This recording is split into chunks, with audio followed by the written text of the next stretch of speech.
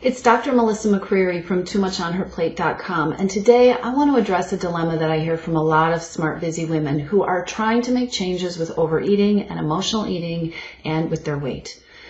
It's this dilemma of falling off track, of getting stuck, of feeling like no matter how organized and on fire they are at the beginning, plans tend to disintegrate or fall apart, and you end up feeling like you're less successful at the end than when you started. You may have gained weight, your eating may be even worse, and you're wondering why that happens. How can this happen when you're a smart woman who achieves great things in the rest of her life, who's an excellent project manager, who gets things done everywhere else but with your eating?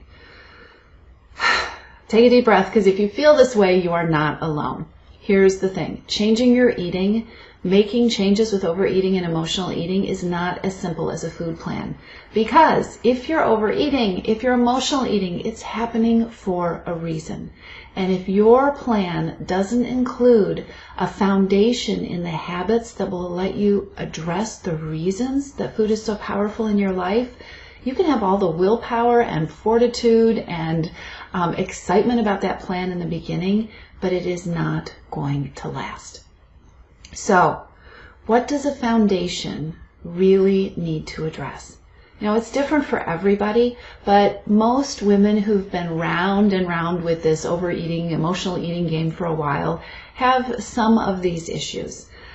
Issues like just feeling frustrated and guilty and mad and even maybe ashamed about the place that you feel like you're in or the cycle that you feel stuck in. Mindset issues, perfectionism, feeling like you just can't get over beating yourself up or creating steps that are too big. So as impatient as you are to see results, you keep getting overwhelmed because you just can't sustain the expectations that you have for yourself. These are big stumbling blocks for smart, busy, high achievers.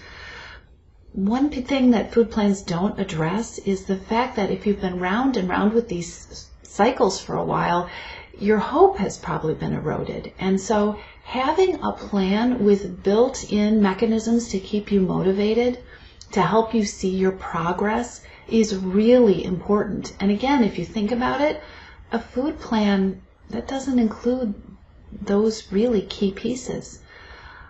A plan that's going to be successful has to have the kind of accountability that you need. It has to involve the level of support that feels right for you. Most importantly, a plan that's going to be successful with overeating and emotional eating, it needs to fit with your life.